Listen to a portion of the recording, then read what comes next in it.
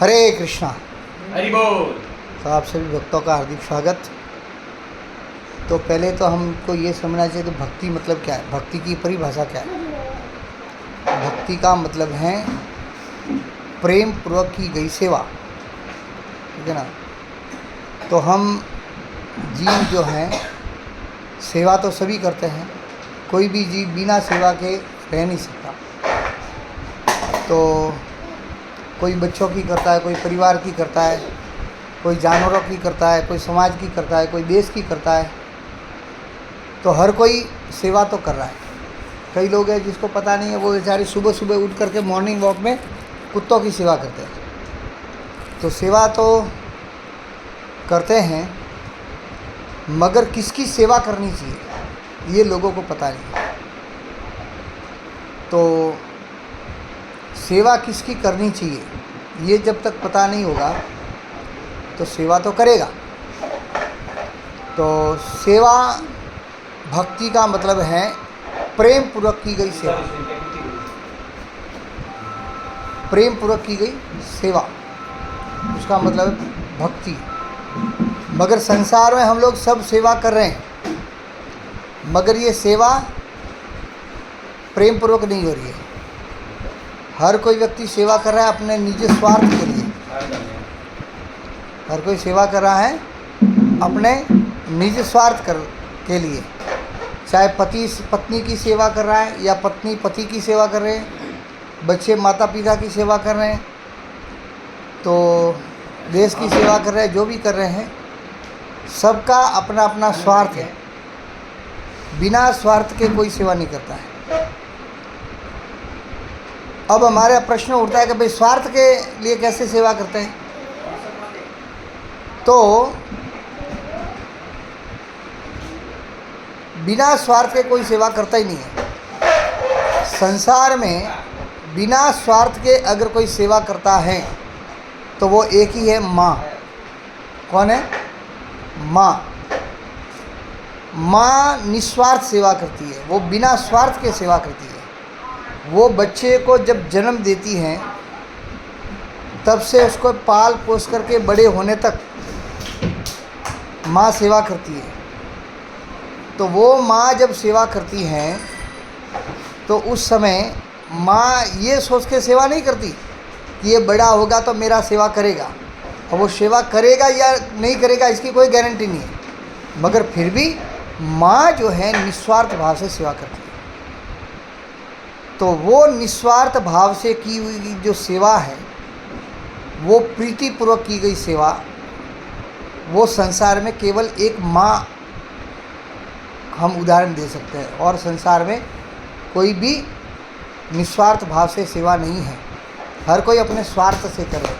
तो प्रश्न उठता है कि ऐसे कैसे कह सकते हैं कि हर कोई स्वार्थ से सेवा कर रहा है।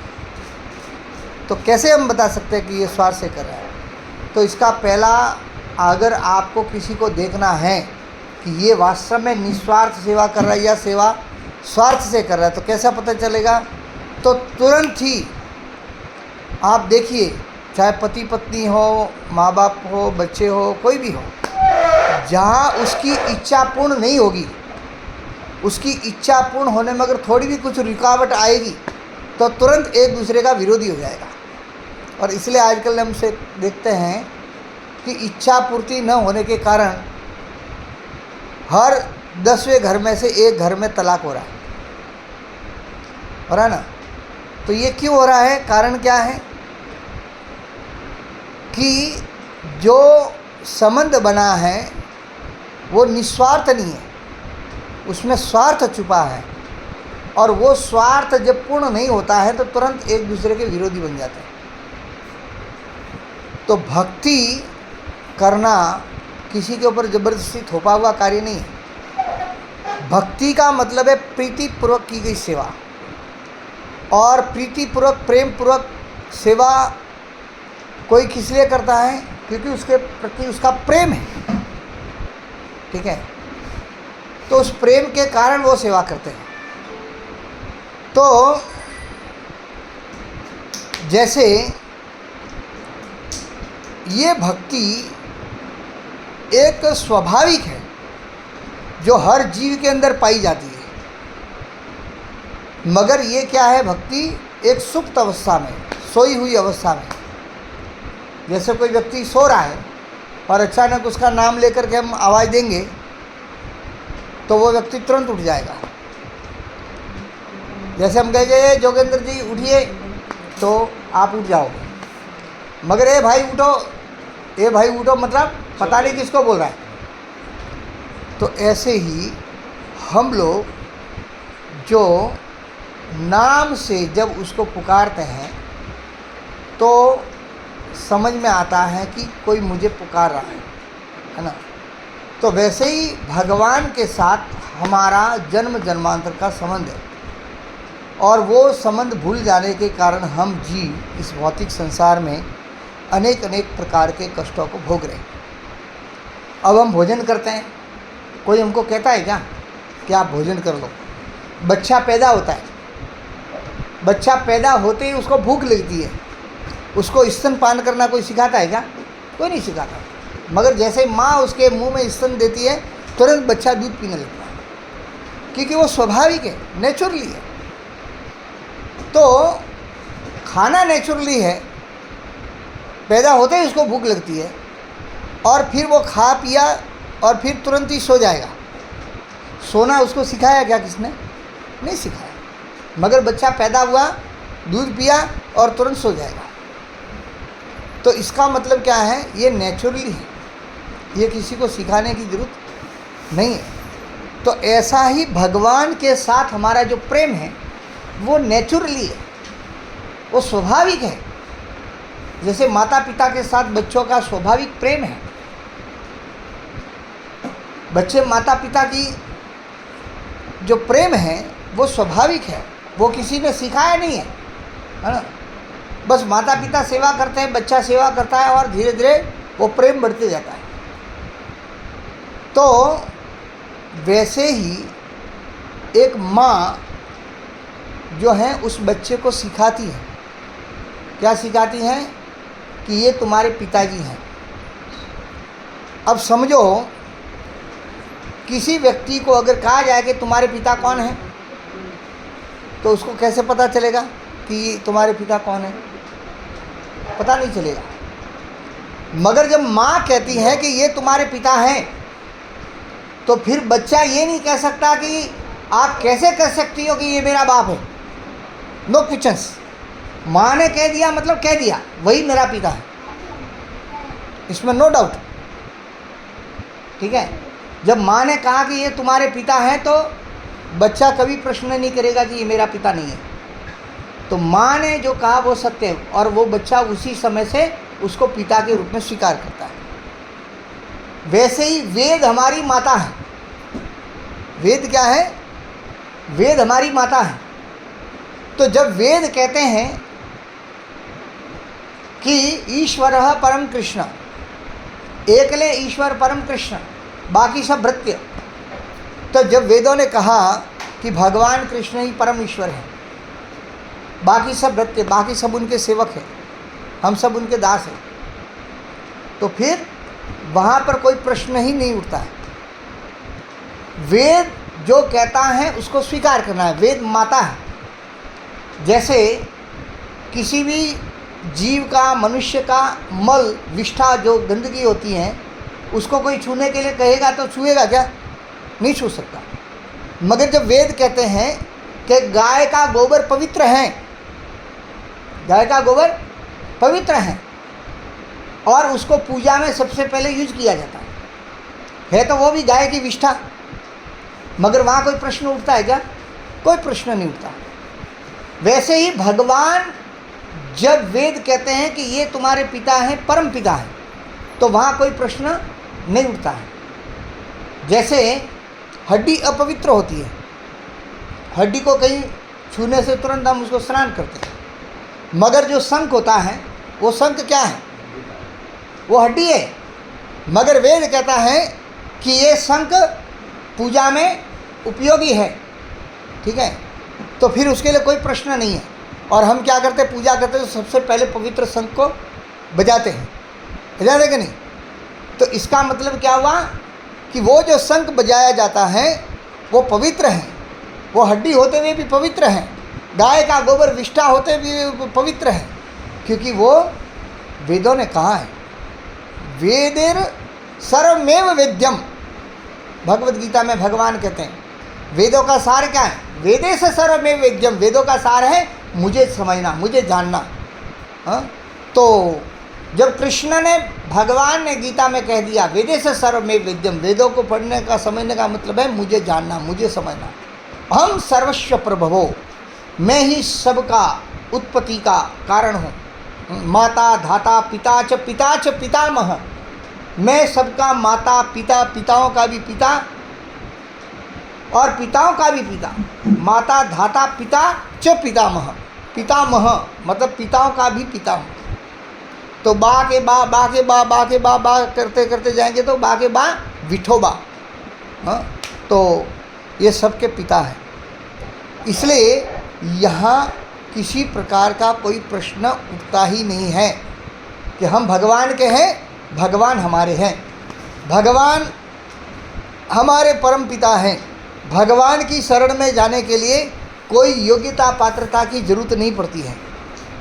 भगवान की शरण में जाने के लिए हम सोचते हैं कि अरे मैं तो बहुत तुच्छ हूँ, मेरी योग्यता पात्रता नहीं है, हाँ, अरे मैं भगवान की शरण में कैसे जा सकता हूँ।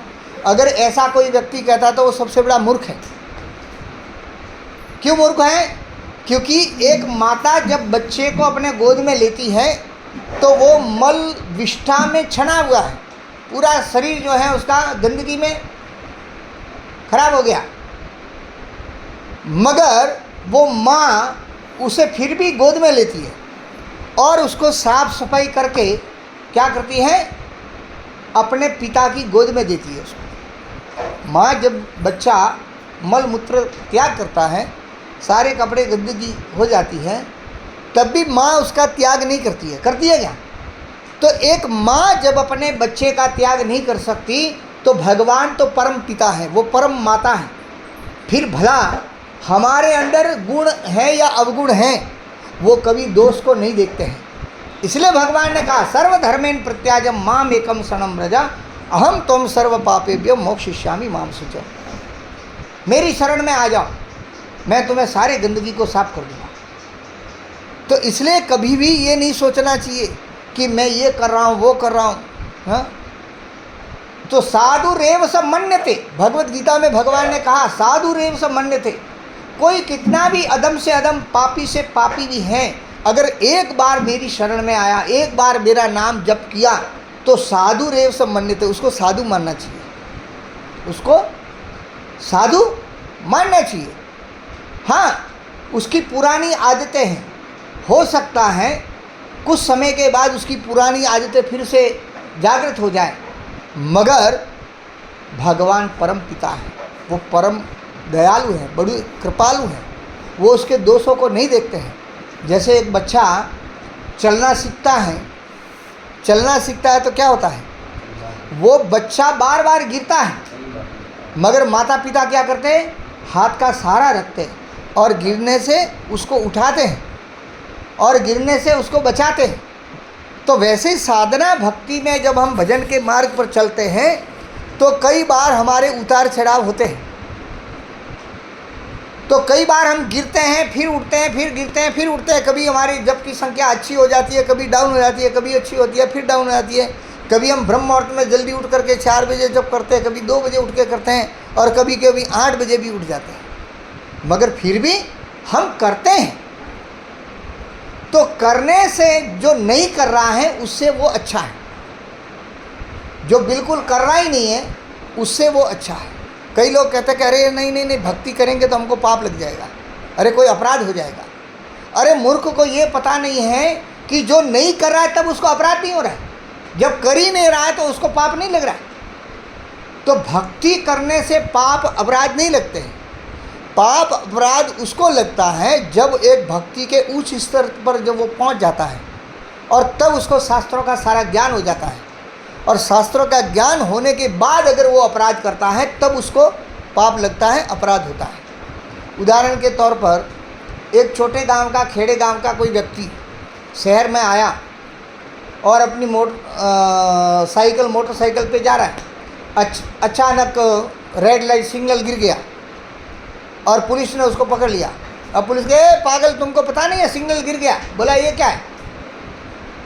तो बोला तुमको पता नहीं रेड लाइन गिरती है तो गाड़ी नहीं जाना, ग्रीन होता है तो जाने के लिए सिग्नल होता है।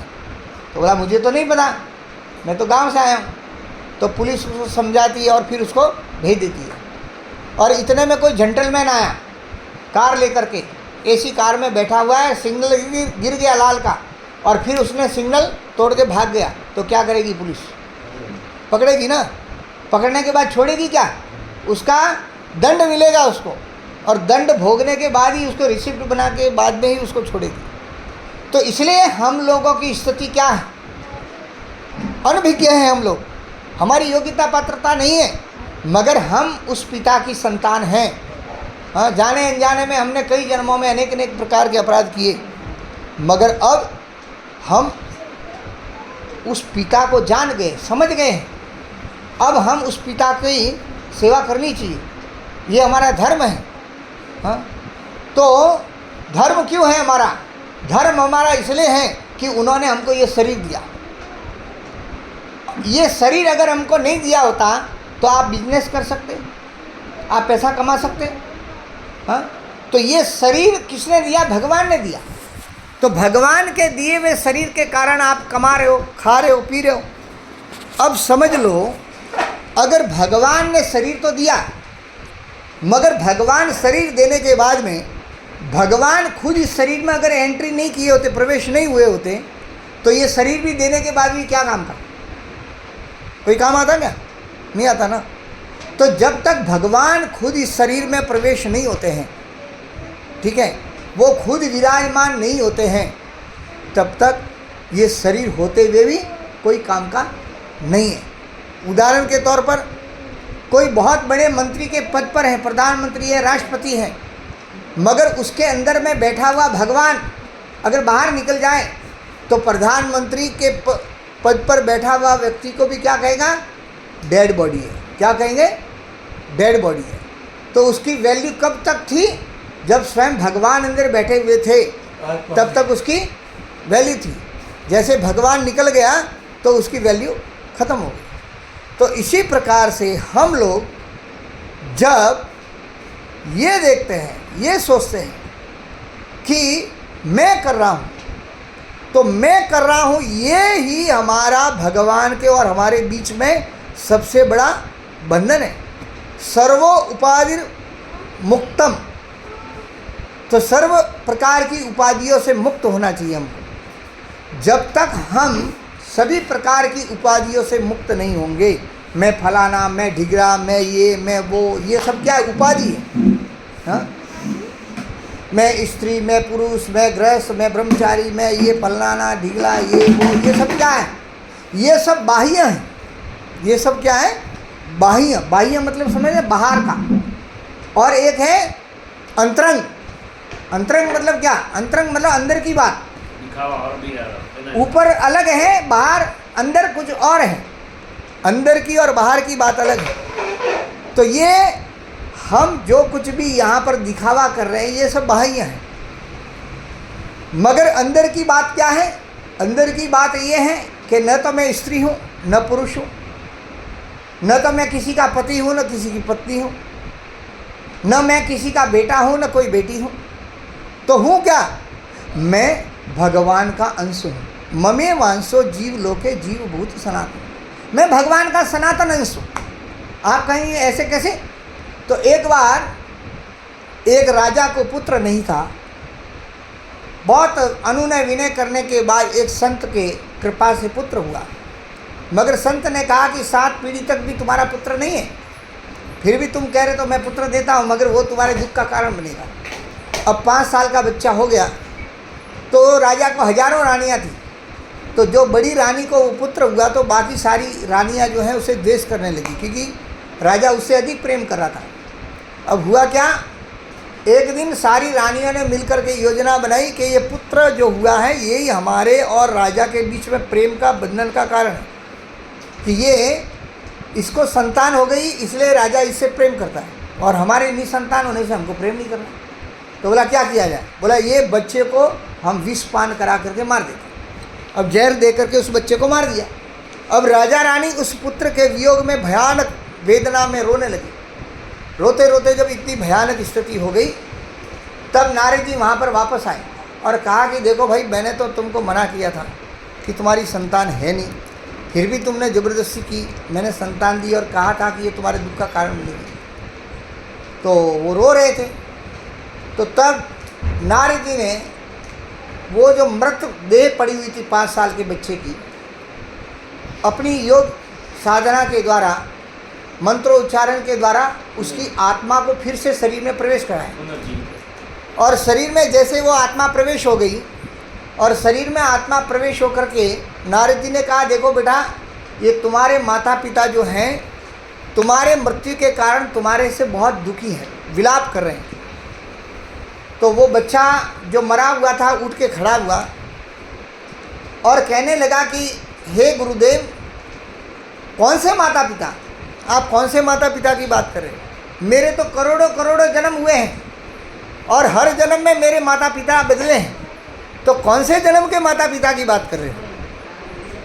मेरे तो हजारों नहीं, करोड़ों, लाखों करोड़ों माता पिता बदले हैं, कौन से जन्म के माता पिता की बात करो? मेरा कोई माता पिता नहीं है। और इतना करके वो बच्चा फिर से अपना देह त्याग दिया। तब वो जो माता पिता थे राजा रानी चित्रकेतु, राजा चित्रकेतु, तो राजा रानी को समझ में आया कि अरे वास्तव में हम जिसको अपना पुत्र परिवार जो कुछ भी मांग रहे हैं, ये तो वास्तव में हमेशा हमेशा का हमारा संबंध नहीं है, ये तो कुछ समय के लिए है, ठीक है। तो इसलिए हमारा हमेशा हमेशा का जो संबंध है वो है भगवान का और हमारा। मैं भगवान का हूँ, भगवान मेरे हैं, इसलिए हमें भगवान का भजन करना चाहिए। भजन का मतलब क्या है? भजन का मतलब है धन्यवाद। अब आप कहोगे धन्यवाद देने की क्या जरूरत है भाई? अब मैं आपके घर पे आया, आप अपना अनमोल समय निकाल करके खिला रहे हो, पिला रहे हो, बिठा रहे हो, सुन रहे हो, सब कुछ कर रहे हो, इतना सेवा कर रहे हो, और जाते जाते अगर मैं आपको धन्यवाद नहीं कहूँ तो क्या कहेंगे? क्या पागल आदमी है, इतने समय हमने निकाला, खिलाया पिलाया और कम से कम धन्यवाद भी नहीं दिया, कम से कम थैंक यू तो बोलता। तो सोचिए, जो एक व्यक्ति ने हमको सेवा थोड़ा किया, वो धन्यवाद नहीं देने से हमको इतना अटपटा लगता कि थैंक यू भी नहीं बोला उसने। तो आप सोचो, जिस भगवान ने हमको जन्म दिया, ये शरीर दिया, अच्छे माता पिता दिए, अच्छा घर परिवार दिया, अच्छा बिजनेस दिया, अच्छी पत्नी दी, अच्छे बच्चे दिए, अच्छे संस्कार दिए, अच्छी सोसाइटी दी, समाज में एक अच्छा स्थान दिया, ये सब किसने दिया? भगवान ने दिया ना।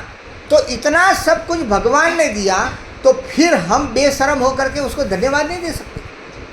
तो इसलिए हम बेशर्म होकर के भगवान को धन्यवाद नहीं देते हैं, इसलिए प्रकृति हमारे विरोध जाती है, प्रकृति हमारे विरुद्ध जाती है और प्रकृति फिर उसका हमको दंड देती है। कई बार प्रकृति अनाज उत्पन्न करना बंद कर देती है, वर्षा करना बंद कर देती है। क्यों करती है?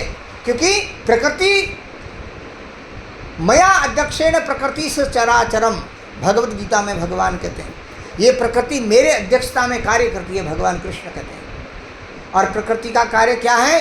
प्रकृति का कार्य है जो भगवान से बिछड़े हुए जो जीव हैं उनको भगवान से मिलाना, और जो भगवान के आज्ञाओं का पालन नहीं करता है, शास्त्रों का पालन नहीं करता है, शास्त्र के अनुसार जीवन नहीं जीता है, अपनी मन मर्जी से खाता है, मन मर्जी से सोता है, क्या खाना है क्या नहीं खाना है, क्या पीना है क्या नहीं पीना, किसका संग करना है किसका संग नहीं करना है, भगवान ने भगवत गीता में सब कुछ बता दिया।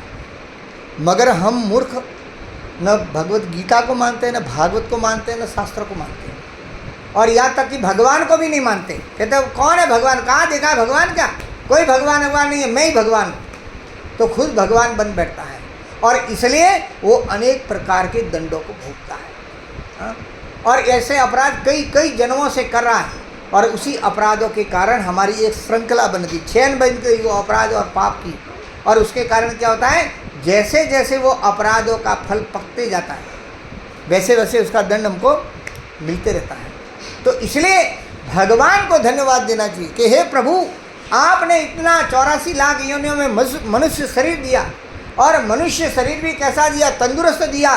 न मैं लूला हूँ, न लंगड़ा हूँ, न मैं अंधा हूँ, न आँखों से कानों से बहरा हूँ। यानी मेरा शरीर स्वस्थ है 100%। हाँ, कोई किसी का हाथ नहीं है, किसी का पैर नहीं है, किसी की आँखें नहीं है, किसी का कान नहीं है, सुनाई नहीं दे रहा है, दिखाई नहीं दे रहा है, हाँ, चल नहीं पाता है, तो ये सारी चीज़ें बोल नहीं सकता है। तो ये सारी चीज़ें हमारे अंदर हैं, मगर फिर भी हम मूर्ख कहते हैं, भगवान का भजन करने के लिए कहते हैं, तो बोला नहीं नहीं नहीं, अरे अभी नहीं, बाद में देखेंगे, अभी कोई भजन करने का टाइम थोड़ी है।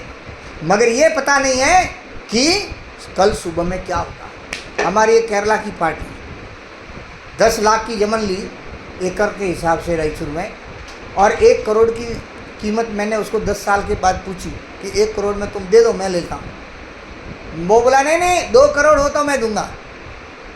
फिर कुछ दिन 15 दिन के बाद में उसका फ़ोन आया, बोला जयंतीलाल जी 1 करोड़ 20 लाख में देता हूँ। तो मैं बोला ठीक है। 31 दिसंबर को ये बात हुई, और वो डील हमारी 1 करोड़ 20 लाख में होने वाली थी एकड़ के हिसाब से। मगर हुआ क्या, अगले दिन ही 31 को बात हुई और 1 जनवरी को चला गया, राम नाम सत्य हो गया। अब वो करोड़ों करोड़ों की इधर ही रह गई। तो सारी भूमि गोपाल की।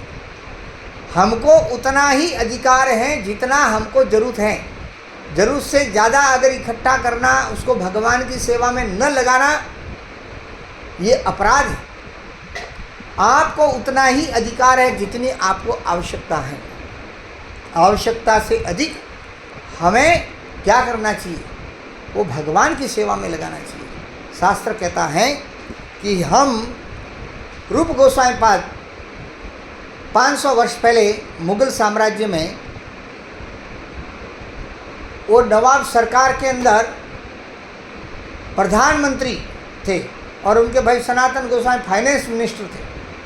मगर जब भगवान कृष्ण चैतन्य महाप्रभु से मिले तो उन्होंने क्या किया, दोनों ने अपना पद से इस्तीफा दे दिया। तो इस्तीफा दिया तो उस समय सोने की मोहरें होती थी 500 साल पहले। तो कई सारी बोट जहाज भर भर करके उनको मोहरें मिली। तो फिर उन्होंने क्या किया, रूप गोस्वामी पाद ने 50% का जो भाग था वो कृष्ण के प्रचार में सेवा में लगा दिया, और 25% क्या किया, अपना सेविंग अकाउंट में फ्यूचर प्लानिंग के लिए रख दिया, और 25% अपने परिवार नियोजन के लिए, परिवार के नित्य सेवा में, भोजन प्रसादी उसके रहने बहने में, उसमें।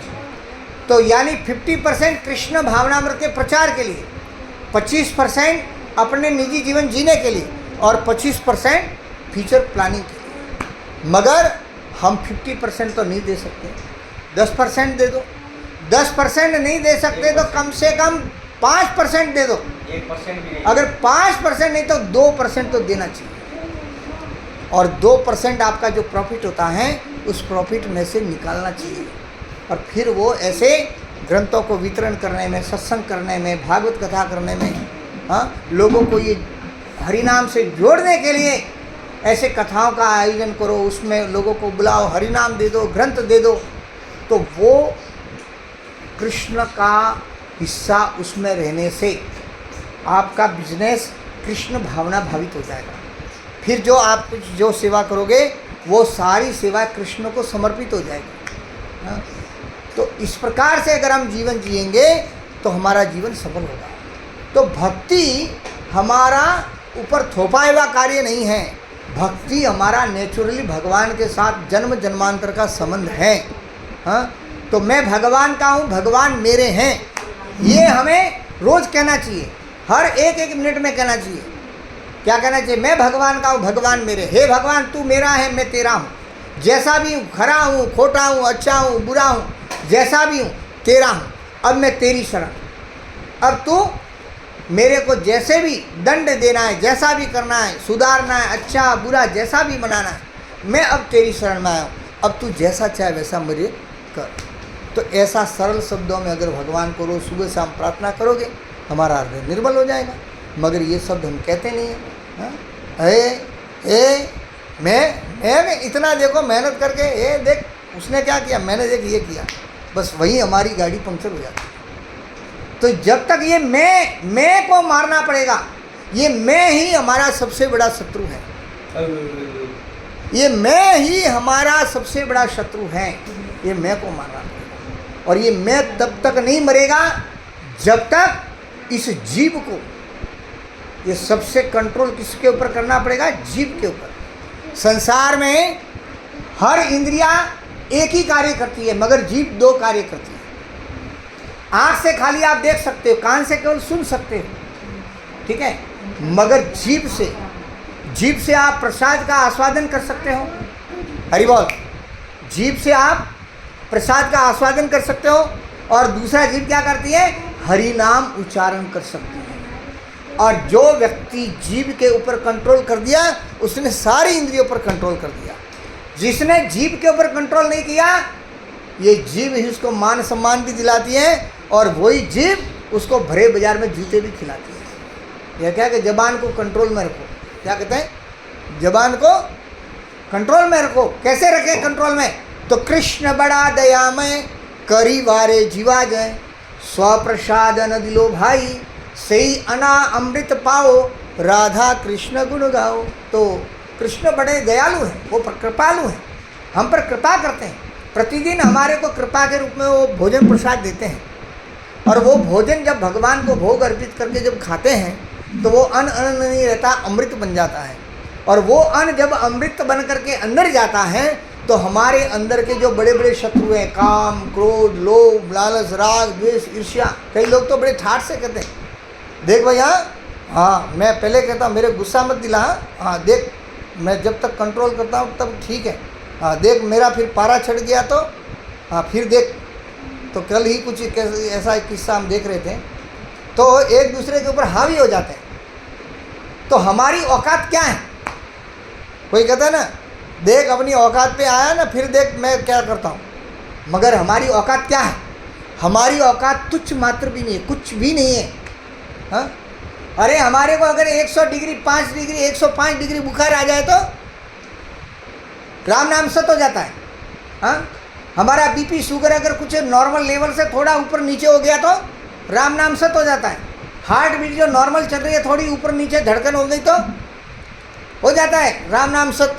फिर औकात क्या है हमारी, कोई औकात नहीं है हमारी। फिर भी कहते हैं कि मैं क्या हूँ, दिखाऊँ क्या, देख मैं क्या हूँ, दिखाऊँ क्या। हाँ, तू मेरे को जानता नहीं है, क्या है, मैं कौन हूँ, मालूम है तेरे को। तो ये जो उसकी दादागिरी, ये उसका अहंकार, ये उसको ले डूबता है। और इसलिए ये अहंकार विमूढ़ात्मा कर्ता अहमेति मन्यते। भगवान कहते अहंकार विमूढ़ात्मा, विमूढ़ात्मा मतलब मूर्ख। वो मूर्ख व्यक्ति अहंकार के कारण झुकता नहीं है, और वो जब तक झुकता नहीं है तब तक मरता ही रहता है। इसलिए ये हरिनाम जीभ से जब जैसे उच्चारण करेंगे, तो हमारे अंदर के जितने भी बड़े बड़े दोष हैं वो सब समाप्त हो जाएंगे। तो कृष्ण बड़ा दयामय, ये अंदर जब जाता है प्रसाद के रूप में कृष्णा, तो हमारे बड़े बड़े शत्रु कौन है, काम, क्रोध, लोभ, लालच, राग, द्वेष, ईर्ष्या, ये सब बड़े बड़े शत्रु हैं।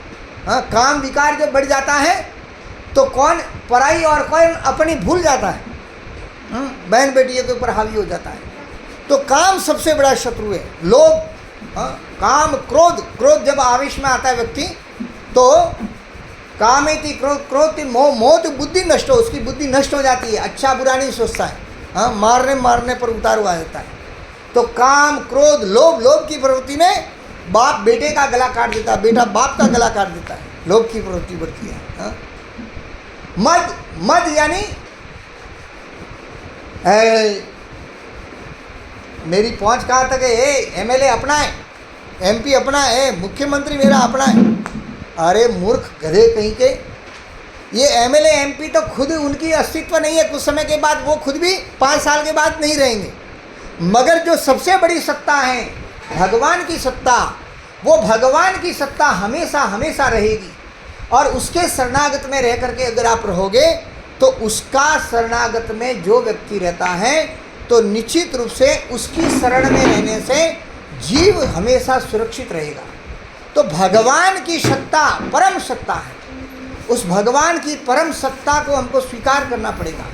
और भगवान की परम सत्ता को जब तक स्वीकार नहीं करेंगे तो हम मैं ये मैं जो होता है ना, जैसे बकरा कटने वाला होता है, लाइन से कटता है, हाँ, और एक बकरा कट रहा है मगर पीछे वाले जो नंबर अगला उसका 1 मिनट के बाद उसका नंबर है। कसाई क्या करता है, उसके सामने हरी हरी घास डालता है और वो बकरा बेधड़क होकर के आराम से उस हरी हरी घास को खा रहा है।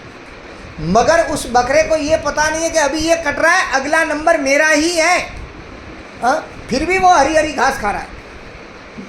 इसका मतलब क्या है, हमारे बीच में से आज फलाना गया, कल वो ढिगरिया गया, आज वो गया, आज वो गया, रोज़ सुनते हैं, फिर भी हम लोग सोचते कि मैं थोड़ी जाऊंगा। हाँ? हमारी 150 साल की उम्र और फिर भी हम सोचते हैं कि हम हमेशा हमेशा यहीं रहेंगे। समस्त जीव दासवान है। तो ये संसार में ये सबसे बड़ा आश्चर्य है। तो इसलिए पता सबको है, कोई ऐसा व्यक्ति नहीं है कि उसको पता नहीं है। हाँ, एक छोटे बच्चे को भी इसको भी पूछा जाए कि तुम शरीर हो कि आत्मा हो, आत्मा ना तो आत्मा है। छोटा बच्चा भी जानता है कि मैं शरीर नहीं आत्मा, सबको पता है। हर एक को पता है कि एक दिन हम भी जाने वाले हैं, ये सत्य सबको पता है। सबको पता है कि आज दिन तक कोई कुछ लेके नहीं गया, कोई लेके नहीं जाएगा। मगर फिर भी एक भेड़ खड्डे में गिरती है, दूसरी उसके पीछे वो भी गिरती है। ये भेड़ चाल कब तक चलेगी? कितने कितने जन्मों से हम पुनर्पि जन्मम पुनर्पि मननम जठरे सैनम, ये चल रहा है चल रहा है चल रहा है। मगर इस चक्र को रोकना पड़ेगा और वो चक्र रुकता है केवल नाम उच्चारण से। नाम नामकारी बहुधा निज सर शक्ति। जब तक हम इस जीभ से नाम उच्चारण नहीं करेंगे तब तक ये जन्म मृत्यु का चक्कर बसने वाला नहीं है। शिव जी स्वयं कहते हैं, हे देवी पार्वती रामचरित सतकोटि अपारा। हे देवी पार्वती, भगवान राम के नाम के गुणगान की मैं क्या महिमा बताऊं। रामचरित सतकोटि अपारा, करोड़ों करोड़ों समुद्र को एक बार हम पार कर सकते हैं, मगर भगवान राम के गुणों का हम अपार हैं, हाँ, उसका गुणगान नहीं कर सकते। एक बार पृथ्वी के मिट्टी के कणों को गिना जा सकता है, हाँ, एक चिमटी भर के अगर मिट्टी ले उसके कण को हम नहीं गिन सकते। मगर शिवजी कहते देवी पार्वती पृथ्वी के सारे मिट्टी के कणों को एक बार गिना जा सकता है, मगर भगवान के गुणों को हम नहीं गिन सकते। भगवान इतने बड़े हैं, दयालु हैं, कृपालु हैं कि नाम में वो शक्ति है कि अग्नि को शीतल बना सकती है। भगवान के नाम में वो शक्ति है कि अग्नि को शीतल बना सकती है। भगवान के नाम में वो शक्ति है कि शीतल को उष्ण बना सकती है। भगवान के नाम में वो शक्ति है कि पत्थर भी पिघल जाते हैं। तो वो भगवान के नाम में वो शक्ति है। आप नाम उच्चारण करके देखो तो सही। अरे मरने का समय पास आ रहा है फिर भी जीभ से नाम उच्चारण नहीं हो रहा है, क्योंकि हमारे किए हुए पाप कर्म हमारे आड़े आ रहे हैं। इसलिए भगवान से प्रार्थना करो, रो रो करके प्रार्थना करो कि हे प्रभु, जैसा भी हूँ, खरा हूँ, खोटा हूँ, अच्छा हूँ, बुरा हूँ, मैं हूँ तो आपका ना, मैं आपका हूँ, आप मेरे हैं। हे दयालु, हे दीनानाथ, मैं आपकी शरण में आया हूँ। अब मुझे स्वीकार कीजिए, जैसा भी हूँ आपका हूँ, और मुझे कृपा करके मैं अपने जीव से नाम उच्चारण कर सकूँ, ऐसी कृपा करें। मृगारी वो व्यक्ति कि रोज जीवों को अधमरा करके मार करके वो छोड़ देता था, और जब एक जीव की हिंसा करता था तो एक कंकर पत्थर वो एक कोटी में डालता था। कितनी कोटियाँ भर गई, और तब भी वो जीवों को मारे जा रहा था। मगर एक दिन भगवान के परम प्रिय परिकर, भगवान के शुद्ध भक्त नारद जी से भेंट हुई। नारद जी ने देखा कि अरे दुष्ट कौन है जो इतने भयानक रूप से जीवों को तड़पते हुए छोड़ रहा है। अरे मारना है तो कम से कम पूरा तो मार दें, आधा अधूरा मार करके उनको तड़पा रहा है, क्यों? तो इतने में वो मृगारी आ गया और अरे बोला भैया कौन मारा ये सारे जीवों को? बोला मैंने मारा। बोला क्यों? बोला मेरी इच्छा। अरे भैया मारना है तो पूरा तो मार दे, कम से कम तड़पते हुए तो मत छोड़। बोला ये तड़पते हैं तो मुझे आनंद आता है, हाँ? तो उसी में मुझे अच्छा लगता है। तो बोला इतना भयानक हिंसा कर रहा है, पाप कर रहा है, क्यों कर रहा है, किस लिए कर रहा है? बोला मेरे परिवार का पालन पोषण के लिए। बोला पालन पोषण के लिए? क्या ये तेरे हिंसा का पाप का फल कोई भोगेगा? बोला हाँ, मेरे माता पिता हैं, मेरी पत्नी है, बच्चे हैं, सब कुछ है, वो उनके लिए कर रहा हो तो वो उसका भाग भोगेंगे। बोला तुमने पूछा अपने घर वालों से?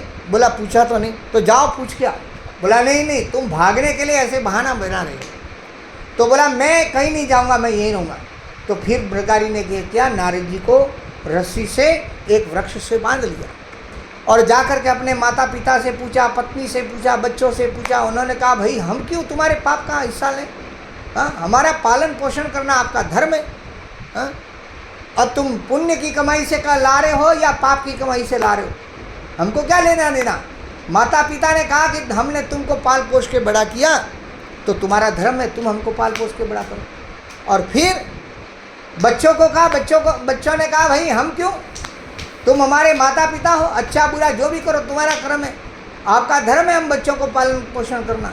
फिर अपनी पत्नी के पास गया, सोचा कि सबने मना किया मगर हो सकता है मेरी पत्नी तो अर्धांगिनी है, वो साथ देगी। पत्नी को पूछा, पत्नी ने कहा भाई मैं तुम्हारे पाप के कर्म को मैं क्यों भोगूं? हाँ, मैं तो अपने माता पिता का घर छोड़ के आई हूँ, अपने घर परिवार को छोड़ के आई हूँ, मैं तुम्हारे पीछे आई हूँ, तो तुमको मेरा पालन पोषण करना तुम्हारा धर्म है। अब तुम पुण्य से कमाओ, पाप से कमाओ, मुझे क्या लेना देना? तभी मृगारी की बुद्धि ठिकाने आ गई कि अरे कोई किसी का नहीं है भैया, अब तो नारद जी की शरण में जाएंगे और नारद जी को अपना गुरु बनाएंगे और उनकी शरणागति में रह करके भजन करेंगे। मृगारी आ गया, नारद जी के चरणों में गिर गया। महाराज जय, आपने कहा था कि कोई किसी की पत्नी नहीं, पति नहीं, कोई भाई नहीं, बहन नहीं, बेटा नहीं, कुछ नहीं, ये सब तो चक्कर चल रहा है अपने अपने किए हुए कर्मों के कारण। कोई माता बन रहा है, कोई पिता बन रहा है, कोई बेटा बन कर दुखी दे रहा है, कोई पति बन करके कष्ट दे रहा है, कोई पत्नी बन करके कष्ट दे रही है। सबका अपना अपना हिसाब किताब चल रहा है और अपना अपना हिसाब किताब होता है तो अपना अपना प्लेटफॉर्म खाली करके आगे की गाड़ी पकड़ते हैं। तो इस प्रकार से मृगारी जब नारद जी के चरणों में गिर गया तो कहा कि अब मैं तुमको मंत्र देता हूँ, उसका उच्चारण करो। तो मृगारी को कहा कि बोलो राम। तो राम आए नहीं उसके मुंह से, इतने भयानक घोर पाप करने के नाम ही नहीं आ रहा। तो नाम नहीं आ रहा था, तब नारद जी ने कहा कि तुम तो मारे जीवों को मारते हो और फिर कंकर पत्थर डालते हो, तो बोलता एक मरा, दो मरा, तीन मरा, मरा मरा मरा राम राम राम राम राम राम राम। तो मरा मरा राम से राम राम राम राम उसके मुख से निकलना लग गया। और जब उसने नाम हरिनाम उच्चारण करना शुरू किया तो उसके सारे पाप नष्ट हो गए। भगवान ने कहा अहम तुम सर्व पापी। अरे आप उसकी शरण में जाके देखो। और क्या है, आप जब रोज़ सुबह में उठते हो, आधा घंटा पहले उठना शुरू करो और उसी समय उठ करके नाम जप माला पर करना शुरू करो, तो धीरे धीरे अभ्यास बन जाएगा। तो अभ्यास से क्या होगा, एक दिन भगवान का नाम उच्चारण करने की ऐसी आदत बन जाएगी कि फिर एक पल एक क्षण भी भगवान का नाम लिए बगैर आप रह नहीं पाओगे। जैसे श्वास लिए बगैर आप नहीं रह सकते, जैसे भोजन किए बगैर आप नहीं रह सकते, जल पिए बगैर नहीं रह सकते, वैसे ही आप भगवान का नाम लिए बगैर नहीं रह सकते। क्योंकि श्वास श्वास पे सिमरू में तेरा नाम, क्या तुझको आए मेरी याद। जब श्वास श्वास पे नाम चलने लगेगा तब भगवान से पूछना कि क्या प्रभु मैं श्वास श्वास पे तुम्हारा नाम ले रहा हूँ, क्या तुमको मेरी याद आती है। हमको बाहर का भी कोई संसार का व्यक्ति भी याद करता है तो हिचकी आने लगती है। तो भला भगवान तो हमारा परम पिता है, कितने जन्मों से हम उससे बिछड़े हुए हैं, और एक बिछड़ा हुआ बेटा अगर अपने पिता को याद कर रहा है तो क्या पिता को याद नहीं आएगी। तो इसलिए हमारे परम पिता भगवान परम दयालु करुणा के सागर हैं। इसलिए सुबह का भूला हुआ शाम को भी अगर घर लौट के आ जाता है तो उसे भूला हुआ नहीं कहते। अब तक का जीवन चला गया तो चला गया, जब जागो तब सवेरा। अब से कम संकल्प ले लो कि मैं सुबह में उठते ही सबसे पहले भगवान के पवित्र नाम का जप करूँगा, बाकी का कार्य मैं बाद में करूँगा। हरे कृष्णा कृष्णा कृष्णा हरे हरे, हरे राम राम राम हरे हरे। ग्रंथराज श्रीमद्भागवतम महापुराण की जय। शील प्रभुपाद गुरुदेव की जय। गौर प्रेमानंदे हरि हरि बोल। तो बहुत बहुत धन्यवाद आप सभी मानवी के भक्तों का, जो आपने अपना अनमोल समय रात्रि के समय में भी 11:30 बजे मगर फिर भी आप सुनने के लिए तैयार हुए, इसलिए बहुत बहुत धन्यवाद। हरे कृष्ण।